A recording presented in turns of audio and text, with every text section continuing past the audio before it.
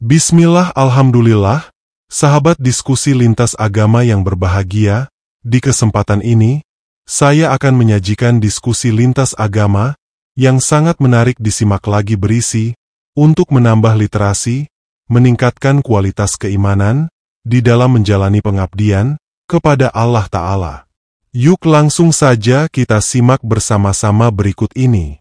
Ya, Batu Hajar Aswad itu kira-kira Bang Suma secara singkat saja sejarahnya bagaimana itu ada berdiri di sana dan mengapa setiap muslim yang ke sana itu dia punya kerinduan untuk menyentuh batu itu. Iya. Jadi Rasulullah Muhammad SAW kemudian pernah melakukan hal yang sama, menyentuh batu tersebut sehingga ditengok oleh sahabatnya. Jadi ketika berbicara mengenai Hajar Aswad, di dalam Islam itu diceritakan di beberapa riwayat terkait pembangunan Ka'bah oleh Nabi Ibrahim dan juga anaknya Nabi Ismail. Hadis riwayat Tirmizi menyatakan bahwa Hajar Aswad ini adalah batu-batuan dari surga. Batu ini kemudian dibawa oleh malaikat Jibril dari surga dan diberikan kepada Nabi Ibrahim yang sedang menjalankan pembangunan Ka'bah atas perintah Allah. Kemudian, ya seperti itu. Oke, kalau misalnya berdasarkan apa yang disampaikan Bang Suma bahwa batu-batu itu dibawa oleh malaikat Jibril kepada Nabi Ibrahim, kalau dalam Kristen kami sebut Abraham, untuk membangun sebuah Baitullah, Ka'bah di sana, Ka'bah di sana. Artinya itu tidak bisa terlepas dari sejarah kepercayaan orang-orang Yahudi yang mengimani Taurat, kan? Dia juga mengimani bahwa Abraham itu adalah nabi terdahulu mereka, nabi nenek moyang mereka. Jadi kepemilikan untuk batu aduh susah sekali saya bilang. Hajar Aswad. Hajar Aswad itu apakah juga diklaim oleh orang-orang Yahudi bahwa itu juga bagian dari mereka atau hanya diklaim oleh orang Muslim? Karena kalau dilihat dari penjelasan Bang Suma bilang tadi itu pemberian malaikat Jibril kepada Ibrahim dalam ya, jadi kalau kita lihat sejarah dan hadits juga, Nabi Ibrahim bersama dengan anaknya Nabi Ismail yang ke Mekah, sementara Nabi Ibrahim dengan anaknya Ishak itu ke Palestina. Jadi masing-masing anak ini diberikan warisan, satu yang ke Palestina, satu yang ke Mekah. Nah, Ishak juga ada batu tugu buat dia yang kami sebut dengan Masjidil Aqsa, sedangkan orang-orang Yahudi menyebutnya dengan tembok ratapan, situ juga ada batu. Nah, sedangkan di Mekah itu ada Hajar Aswad ini yang kami imani, karena memang kalau kita lihat di dalam kitabnya orang Yahudi, misalnya di Yehezkiel 28 nomor 13, di situ dikatakan begini: engkau di Taman Eden, yaitu Taman Elohim, penuh segala batu permata yang berharga, yaspis merah, krisolit, yaspis hijau, permata pirus, krispars dan nefrit, lasurit, batu darah dan seterusnya. Jadi surga itu yang banyak batu-batuan. Sedang diterangkan kemudian di dalam hadis Rasulullah yang diceritakan kemudian Tirmizi, itu adalah batu dari surga yang diberikan kepada Abraham sebagai cenderamata untuk Nabi Ismail, gitu. Oke. Terima kasih Bang Suma, jelas ya data sejarahnya. Terus yang saya pertanyakan tadi, mengapa saudara Muslim itu biasanya sampai berdesak-desakan untuk menyentuh batu itu? Apa makna teologinya di sana, Bang Suma? Oke, jadi gini, umat SAW itu diberitakan di dalam Al-Quran, Kul in kuntum tuhibbunallaha fattabi'uni yuhibbukumullah wa yaghfir lakum dzunubakum wallahu ghafurur rahim. Jadi Allah mengatakan, katakanlah wahai Nabi Muhammad, jika mereka kemudian menginginkan keselamatan, ingin dosa-dosanya dihapuskan, dan ingin kemudian dia dicintai oleh pencipta langit, ajarlah melakukan apa yang kamu lakukan, fattabi'uni. Nah, sedangkan Nabi Muhammad SAW di dalam Al-Quran surah Al-Jumu'ah ayat 2, Allah menerangkan bahwa kedatangan kan umatnya, wa yuzakkihim huwallazi ba'atsa fil ummiyina rasulan minhum yatslu alaihim ayatihi wa yuzakkihim. Jadi Nabi Muhammad itu, nah, salah satu cara mensucikan manusia adalah menghapuskan dosa-dosa manusia. Dari manusia itu punya dosa harus dihapuskan. Nah, cara untuk menghapuskan dosa adalah mentaati perintah. Salah satu perintah adalah mengusap batu Hajar Aswad.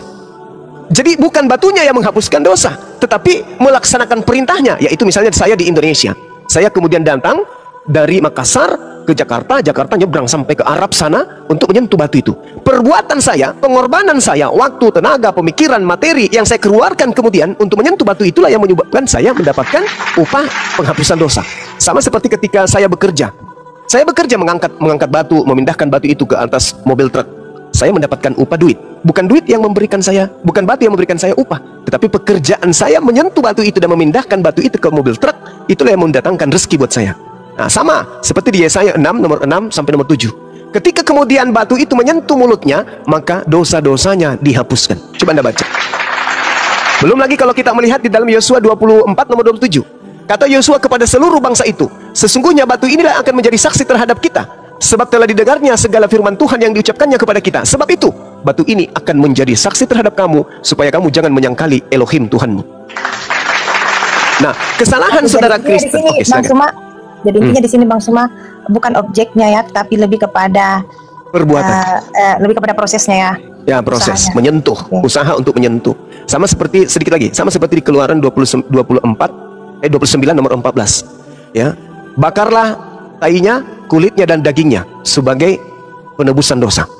Jadi ketika dikatakan dalam Keluaran 29 nomor 14, ambillah sapi, kulitnya, dagingnya dan juga tainya untuk kebakar, sebab itulah korban penghapus dosa. Kan boleh saya katakan kalau pemikirannya, oh ternyata tai sapi bisa menghapuskan dosa. Padahal bukan tai sapinya, tapi upaya membakar tai sapi, kulitnya dan juga dagingnya, itulah yang menghapuskan dosa. Pekerjaan melakukan perintah Tuhan itulah yang kemudian menghapus dosa. Sama seperti kami membuang duri di jalan, itu menghapus dosa. Bukan durinya yang menghapus, tapi upaya membuang duri itulah yang menghapuskan dosa manusia. Seperti itu.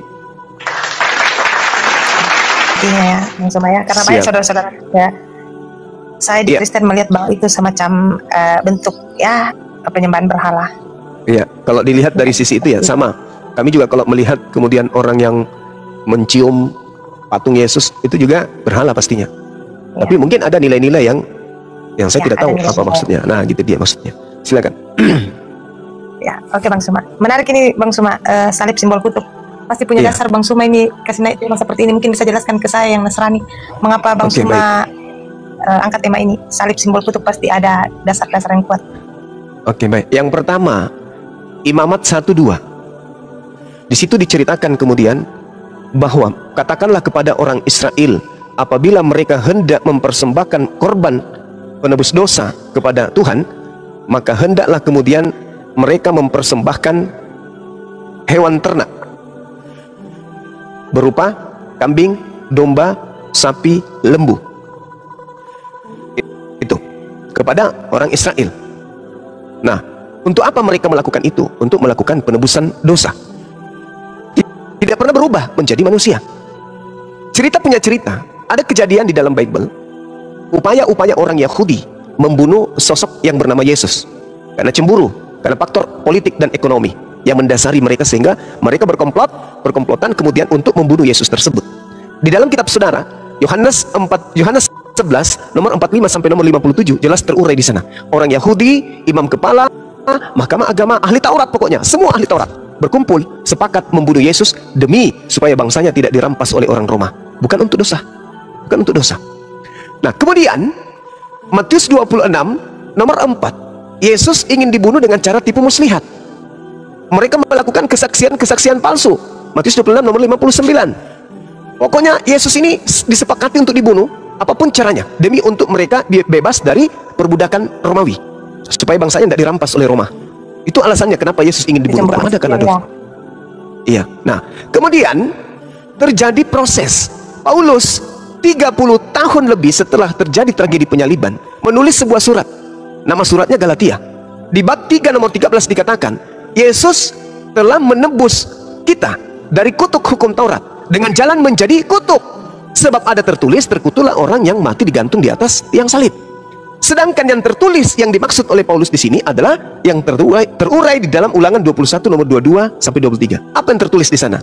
Apabila ada orang yang melakukan dosa yang sepadan dengan hukuman mati, lalu kau hukum dia, jangan kau biarkan mayatnya semalam-malaman. Sebab orang yang dikutuk Tuhan, jangan kau biarkan mayatnya semalam-malaman menyentuh tanah yang diwariskan Tuhan kepadamu. Itu nggak boleh. Berarti menurut Paulus, Yesus ini adalah orang yang dikutuk oleh Tuhan. Karena dia mengutip Ulangan 21. Sedangkan yang dikutuk oleh Tuhan adalah orang yang melakukan dosa yang sepadan dengan hukuman mati. Sedangkan yang dikutuk oleh Tuhan, Ulangan 27 nomor 25, terkutuklah orang yang menerima uang suap untuk menyerahkan orang yang tidak bersalah untuk dibunuh. Tuh. Berarti salib ini apa? Simbol kutuk. Karena Paulus sendiri mengatakan, Yesus telah menebus kita dari hukum Taurat dengan jalan menjadi kutuk. Jadi Yesus itu di atas salib itu kutuk dia menjadi kutuk. Dan Ulangan 21 nomor 22 23, salib itu simbol kutukan Tuhan. Oleh saudara Kristen kemudian justru salib dijadikan sebagai simbol keselamatan. Jadi kebalik. Tuhan menyalib orang karena orang itu dikutuk. Ulangan 21 nomor 22 23. Paulus mengiyakan. Galatia 3 nomor 13. Yesus dengan jalan menjadi kutuk. Berarti salib itu kutuk. Kenapa kutuk dijadikan simbol keselamatan? Itu loh, silakan.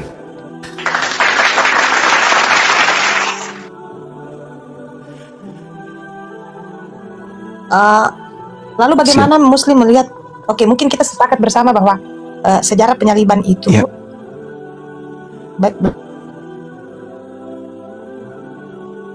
ini ada ngelek kayaknya. Bilangnya penjahat kelas kakap, di atasnya lagi penjahat ya. Saya bahasakan sederhana seperti itu Bang Suma.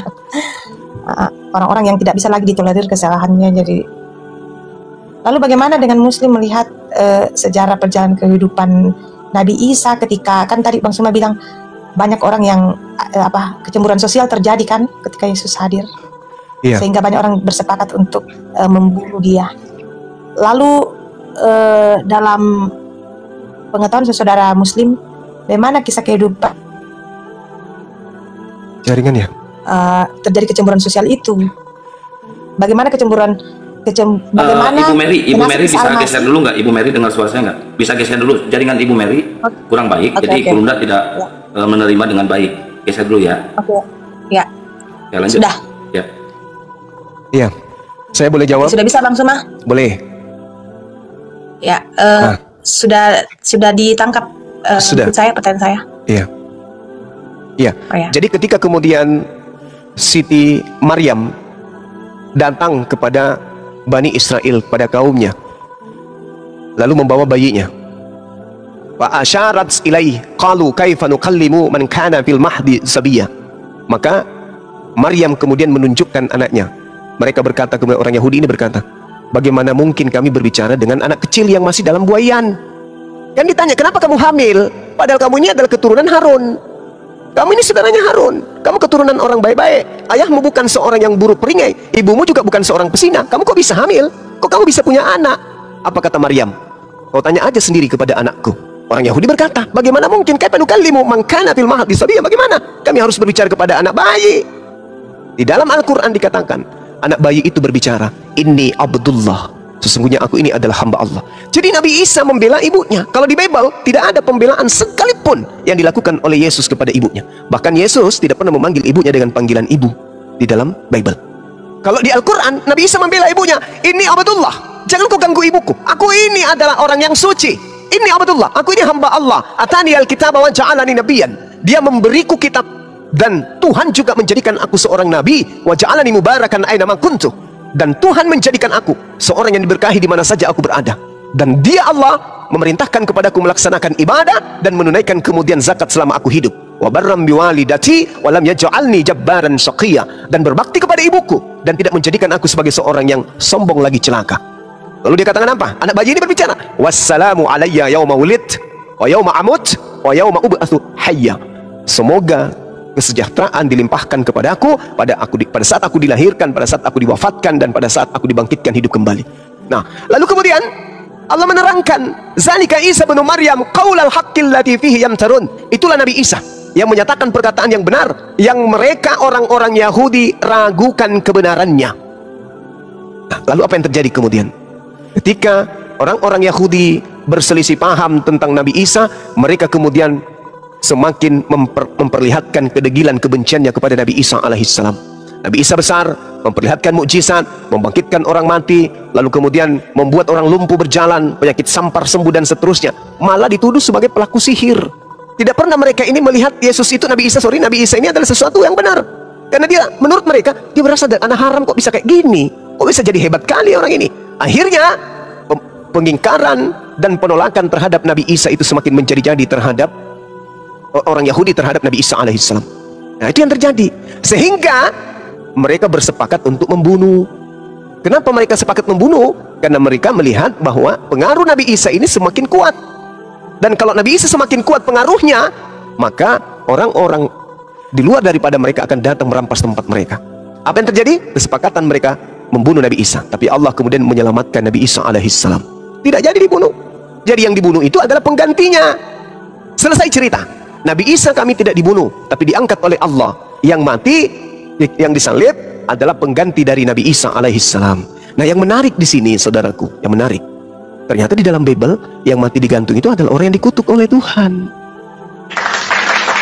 Sedangkan kalau saya tanya nih orang Kristen, mau lulusan apapun dia, pastor, pendeta, aku tanya, Pak Pendeta, tolong tunjukkan kepada saya, apa dosa Yesus sampai dia harus dikutuk oleh Tuhan? Kata mereka, tak ada dosanya. Loh, kalau begitu bukan dia yang mati di atas tiang salib. Karena yang mati digantung di tiang salib adalah orang yang dikutuk oleh Elohim, karena orang ini melakukan dosa. Oh, tidak ada dosanya Bang Suma. Lalu, dosa-dosa kami lah yang ditanggungnya. Wah, nggak nyambung. Dalil di Bible mengatakan orang yang digantung ini adalah orang yang dikutuk oleh Elohim karena orang ini telah melakukan dosa yang sepadan dengan hukuman mati. Paulus memberikan petunjuk itu, sebab ada tertulis, terkutuklah orang yang digantung di atas tiang salib. Ada tertulis. Di mana tertulis? Ulangan 21. Ternyata di Ulangan 21 yang dikutuk di situ adalah orang yang melakukan dosa yang sepadan dengan hukuman mati. Nah, orang yang dikutuk, sedangkan yang dikutuk menurut Ulangan 27 nomor 25 adalah orang yang menerima suap untuk menyerahkan orang benar agar dibunuh. Sedangkan di tradisi Kristen yang menerima suap adalah Yudas. Kira-kira ada gambaran tidak Bang Suma, siapa itu orang yang menurut ini, kita berbicara menurut versi Islam, yang menggantikan Isa, karena kan terjadi kecemburuan sosial singkatnya seperti itu, lalu Nabi Isa diselamatkan oleh Allah, diangkat ke sorga, dan penggantinya lah. Kira-kira ada bayangan dalam Muslim, kira-kira siapa yang menggantikan orang itu? Kalau di Islam dikatakan wama kataluhu, ada data jelasnya begitu? Tidak dijelaskan siapa yang menggantikan. Akan tetapi yang menggantikan Nabi Isa itu dituduh dengan tuduhan yang hanya mengikuti persangkaan belaka. Mereka tidak yakin tentang siapa yang dibunuh ini. Mereka tidak yakin.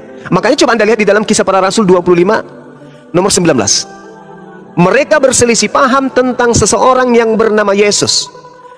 Paulus berkata dia hidup, tetapi orang lain mengatakan dia sudah mati. Berselisih paham.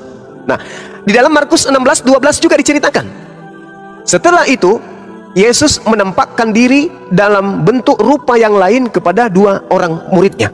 Pertanyaannya, dari mana Markus tahu kalau itu adalah Yesus dalam bentuk rupa yang lain?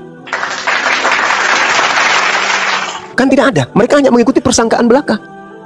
Tak ada yang memastikan. Markus tidak pernah bertemu Yesus. Di mana Markus bertemu Yesus? Tidak pernah. Mereka hanya mengikuti persangkaan belaka. Ini adalah Yesus yang dalam bentuk rupa lain. Dari mana dia tahu? Berarti Al-Quran betul. Mereka tidak yakin dengan apa yang mereka bunuh. Mereka nggak yakin.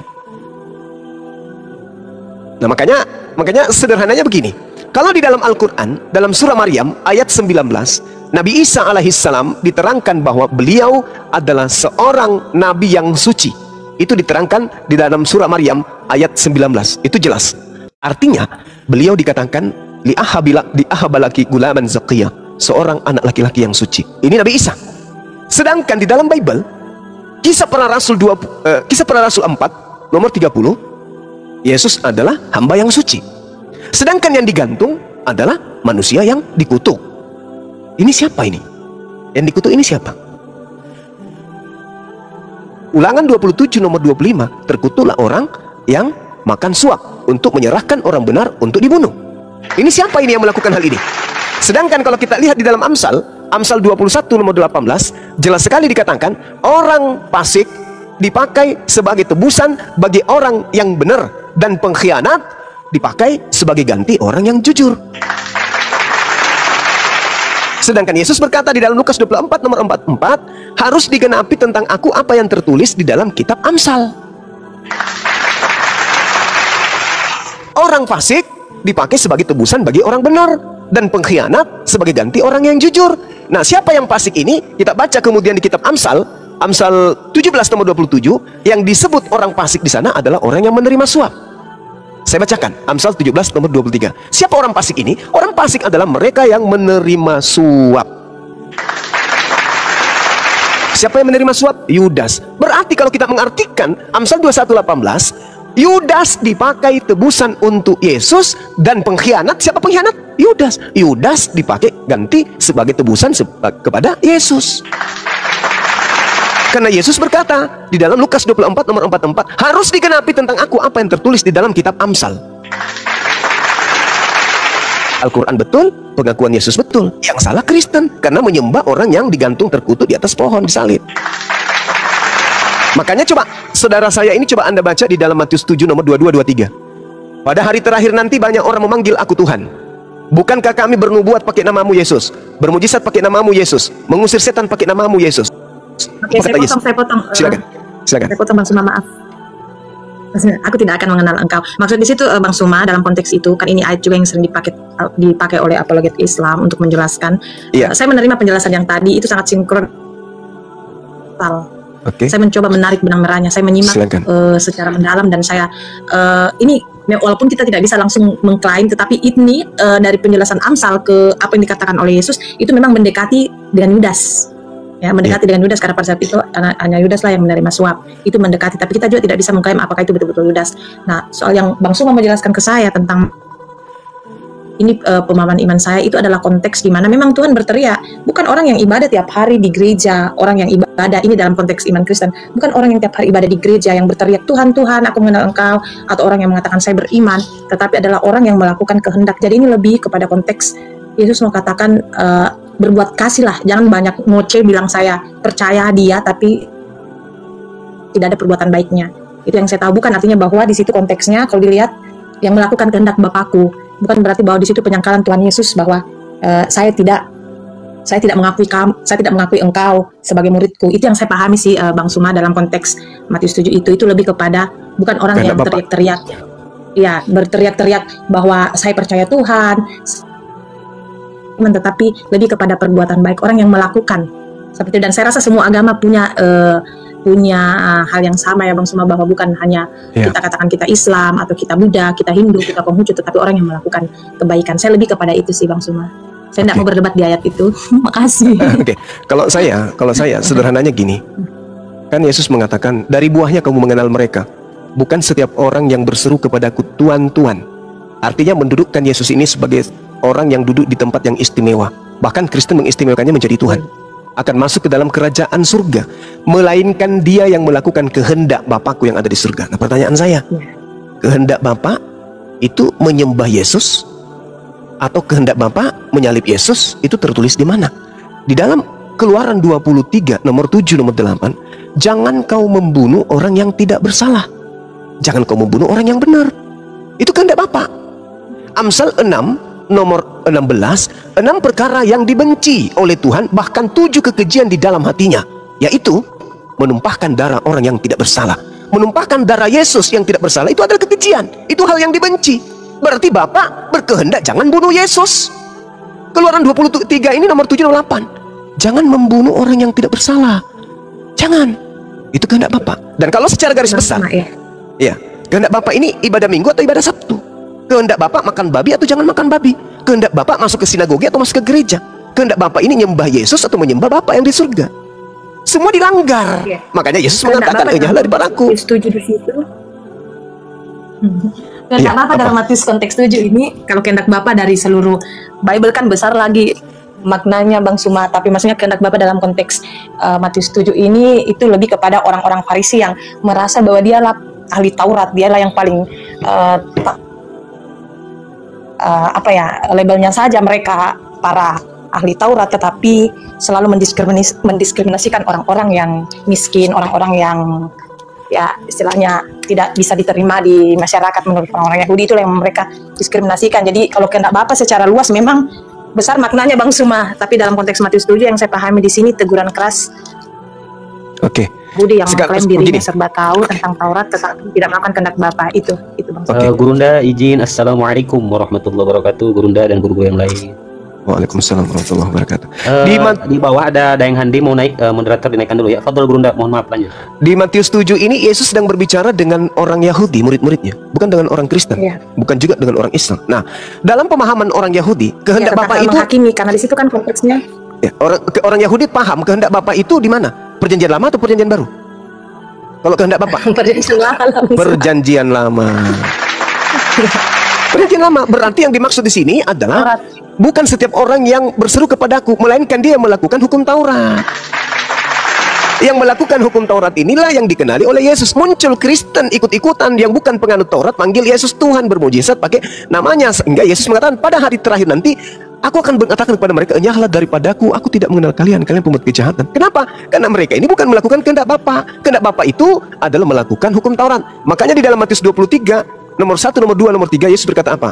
Jangan kau mengikuti orang-orang ahli Taurat dan orang Farisi, sebab mereka berkata tentang hukum Taurat tapi mereka tidak mempraktekkan. Berarti hukum Taurat itu harus dipraktekkan. Sedangkan Paulus mengatakan dengan matinya Yesus, Yesus telah membatalkan hukum Taurat dengan segala perintah yang ada di dalamnya, dalam Efesus 2 nomor 15.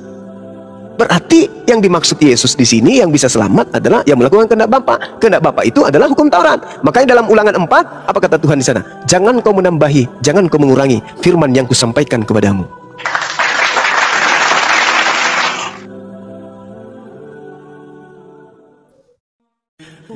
Ya, Ibu Mary. Ya Pak. Lagi menyimak, lagi loading. Ya, itu dia. Jadi Yesus ini mengatakan hukum Taurat sama seperti ketika dia berkata di dalam Matius 5 tadi.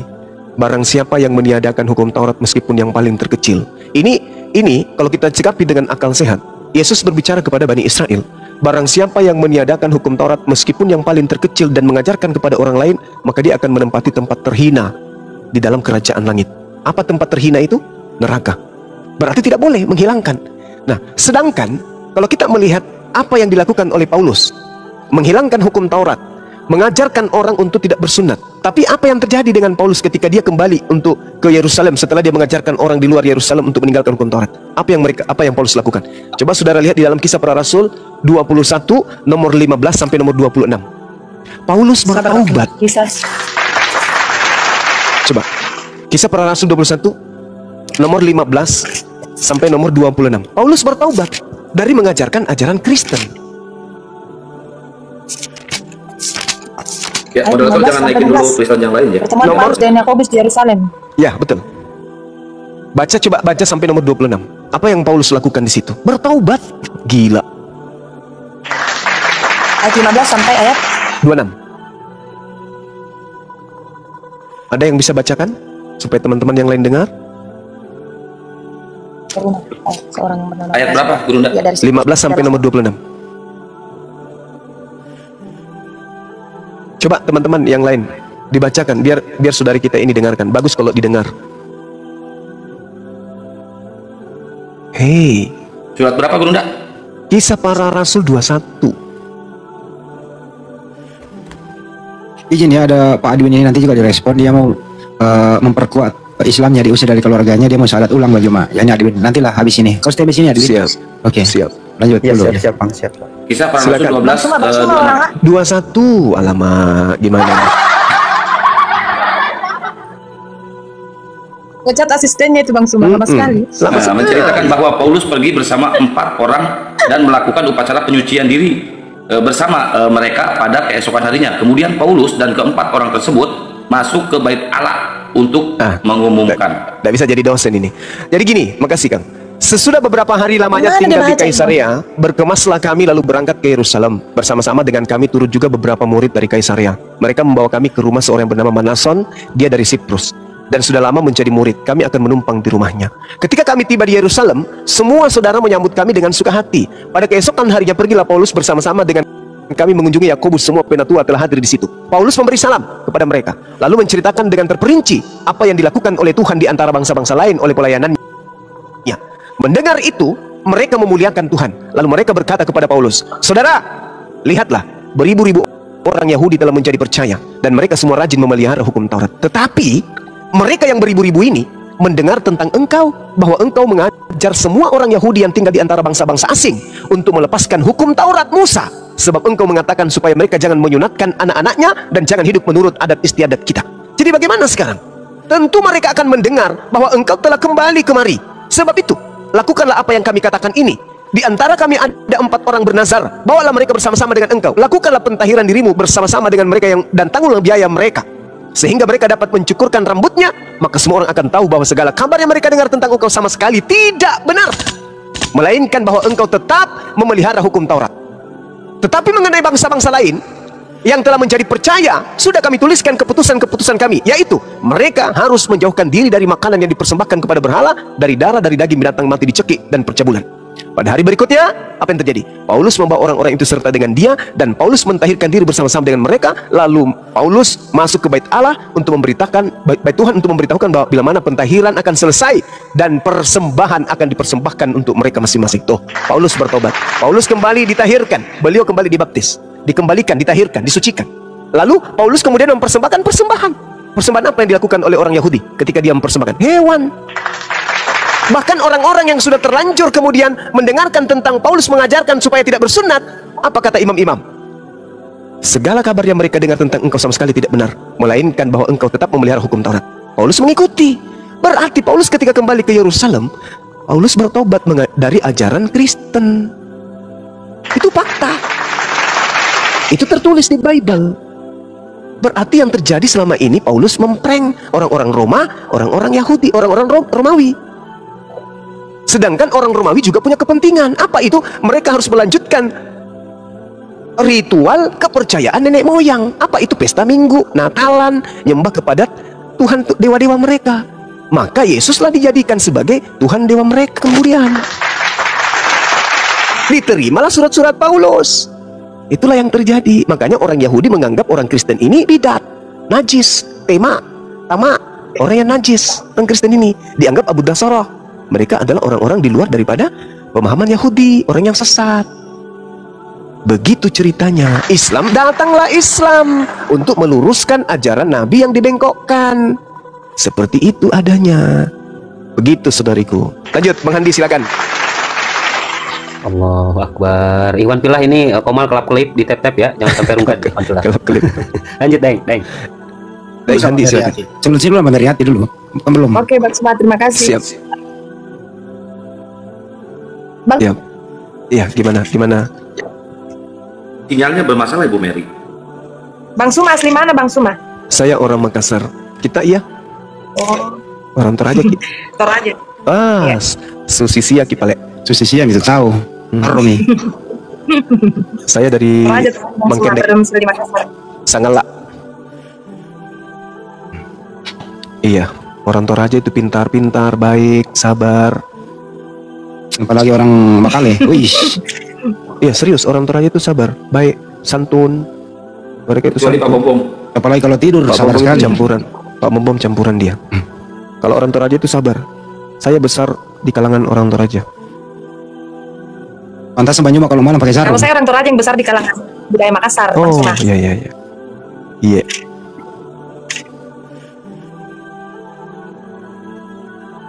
Meriat ini masih Kristen kah?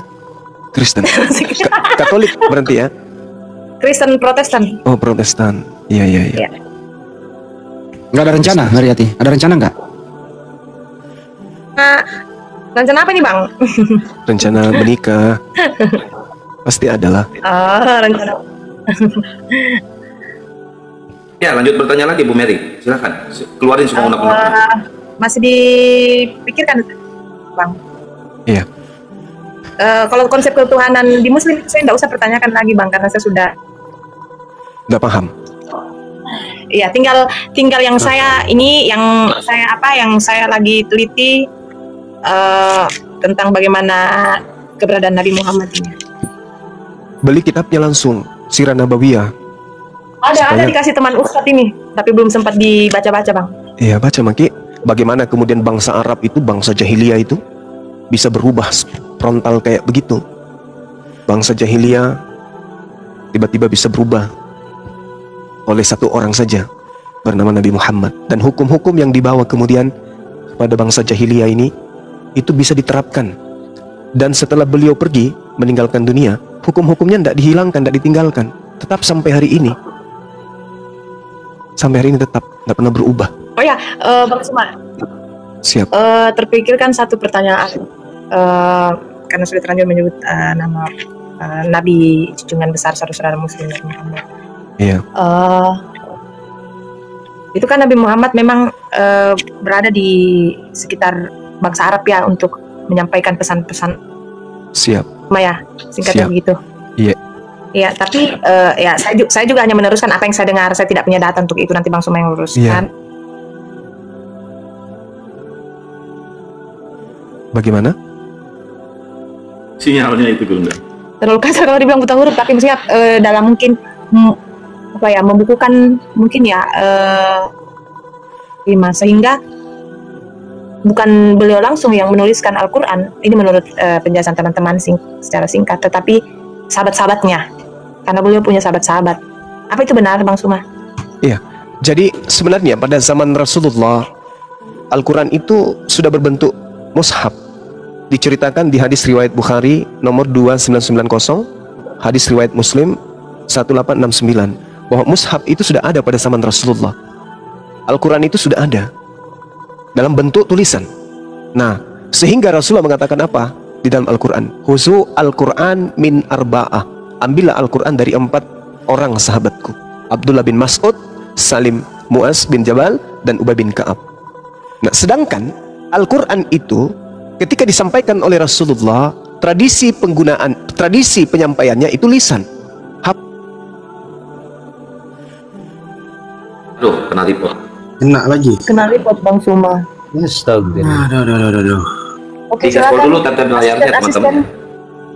Mungkin bisa membantu Bang Suma menjelaskan. Ya biar nggak bias, biar Gurunda aja, Bang Juma aja yang menjelaskannya Bu ya. Tempat dulu ya. Nanti naik lagi dia, akunya banyak, ada 334. Atau nanti Bu Mary bisa bertanya tentang kenapa Islam ini harus sholat atau harus disunat, itu bisa dipertanyakan juga Bu. Insya Allah bisa dijelaskan. Soal itu kalau konsep itu enggak usah Bang. Udah tahu ya? Saya lebih tertarik untuk mencari identitas Nabi Muhammad, mengapa dia punya. Dia kan kalau diketik di Google itu muncul manusia yang sangat berpengaruh di dunia, muncul namanya yang pertama. Jadi pasti orang punya rasa penasaran mengapa dia punya pengaruh seperti itu. Padahal kalau dipikir latar belakang pendidikannya dia tidak seperti Paulus yang terpelajar. Dia dapatkan, tetapi kenapa bisa dia mengingat begitu? Maksudnya secara manusia begini kan Pak, hitung-hitungnya saya begini. Pesan yang kita dengar hari ini 2 jam kemudian ketika kita mau teruskan ke orang lain itu belum tentu bisa sama titik komanya begitu. Nah, Nabi Muhammad kan juga adalah manusia yang sama seperti kita, punya mata 2, telinga 2, pikiran seperti itu. Tetapi kalau saya seorang yang bukan Muslim mempertanyakan itu, kenapa bisa terbukukan Al-Quran, pesan-pesan Allah itu secara detail, sedangkan dia punya keterbatasan. Dan wajarlah juga misalnya kalau ada orang-orang non-Muslim yang katakan, tidakkah itu buatan karangan-karangan tulisan sahabat-sahabatnya pada saat itu, bisa jadi ada tambahan atau ada yang dikurangi. Ini pikiran saya sebagai itu, makanya saya mau penjelasan. Begini punya kemampuan seperti bagaimana. Santang ya, mungkin tadi yang jawaban yang tadi biar dilanjutkan sama Gurunda Zuma, benar kata Kian Santang, biar tidak bias. Tapi sedikit Mbak Miria ya. Sebenarnya menunggu Gurunda, dan Gurunda sudah datang. Lanjut Gurunda, fadhol. Oke, baik. Iya. Jadi kalau dalam pengajaran Quran sahabat dari Rasulullah itu ada yang disebut ijazah dan wasimaan. Apa itu? Ijazah setoran dan semaan. Jadi prakteknya adalah seorang guru membaca ayat suci Al-Quran, murid mendengarkan dengan seksama. Setelah sang guru selesai membaca, murid membaca ulang yang dibaca oleh gurunya. Nah, ketika ada kesalahan, maka pasti akan diluruskan. Al-Quran diwahyukan selama 22 tahun kurang lebih. Waktu yang sangat cukup kemudian untuk menghafalkan Al-Quran. Dan yang menghafal itu bukan cuma 1-2 orang, hampir seluruh sahabat. Sedangkan hari ini anak-anak Islam bukan sahabat Rasulullah bisa menghafal Quran, ada yang 3 tahun bisa menghafal sampai 30 juz. Apalagi mereka orang-orang Arab, orang-orang cerdas. Jadi tidak ada keraguan kemudian, karena ketika ayat suci Al-Quran itu keliru, pasti kemudian orang akan tahu, dunia akan bergemuruh. Contoh, ada nggak yang bisa baca Quran di sini? Sembarang baca Quran ayat apa saja atau surat apa saja. Insya Allah saya akan tahu kalau itu hurufnya salah, makhrajnya salah, keliru, cara bacanya pun saya ngerti. Artinya apa? Tidaklah mungkin Rasulullah membiarkan sahabatnya salah di dalam mengajarkan Al-Quran. Contoh, ketika saya membaca surat di dalam Al-Quranul Karim misalnya, A'udzubillahi minasyaitonirrajim. Wa tara katsiran minhum yusari'una fil itsmi wal udwan wa aklimhimul lihimus suhab. Salah begitu pasti ditegur. Kalau ada keliru pasti ditahu. Salah huruf saja, salah bacaan pasti bergemuruh dunia ini. Umat Islam semuanya akan mengatakan itu salah. Misalnya, saya baca begini. Labi samakan. Boleh saya baca ya Gurunda ya? Boleh. Kaget saya, Bu. Bismillah. Tadi jauh. Bismillahirrahmanirrahim. Innaka laminal mursalan. Nah, salah. Harusnya kasrah. Nah, betul. Bacaan bawah. Mursalin. Pasti ketahuan. Pasti ketahuan. Tidak bisa tidak. Makanya Al-Quran itu dikatakan Inna nahnu nazzalna dzikra wa inna lahu lahafizun. Aku Tuhan yang mewahyukan Al-Quran dan aku juga yang akan menjaganya. Makanya tidak bisa keliru. Mau sampai kapanpun upaya-upaya untuk merubah Quran, dunia akan bergemuruh. Tidak akan pernah bisa. Apalagi zaman Rasulullah. Sekarang aja yang kita sudah 1400 tahun bisa tahu, apalagi zaman beliau. Gak bisa salah. Al-Quran itu. Paham. Ya, lanjut. Silakan. Ya, silakan. Paham. Ini kan zaman Injil dibawa oleh Nabi Isa dengan Nabi Muhammad itu jaraknya kurang lebih 600 tahun ya. Mohon diluruskan kalau salah. Jaraknya kurang lebih seperti itu, 600 tahunan seperti itu. Dan di Al-Quran ada begitu banyak sekali ada di Bible. Baik itu dalam konteks perjanjian lama maupun gimana di Al-Quran di Al-Quran ada begitu banyak cerita-cerita yang hampir sama dengan yang ada di kitab Taurat ya, perjanjian lama maupun perjanjian baru. Nah, teman saya biasa bilang begini, kalau kamu beli buku dianalogikan begini, kalau kamu beli buku, kamu mau cetakan yang apa sih orang selalu mau bilang cetakan yang terbaru.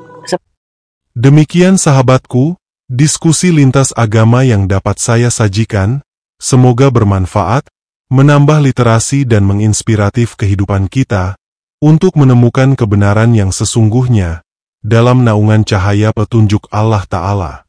Atas perhatian dan dukungan subscribe-nya, saya ucapkan terima kasih. Semoga menjadi nilai kebaikan. Salam satu Tuhan. Saya mohon pamit undur diri, sampai berjumpa kembali di video diskusi selanjutnya.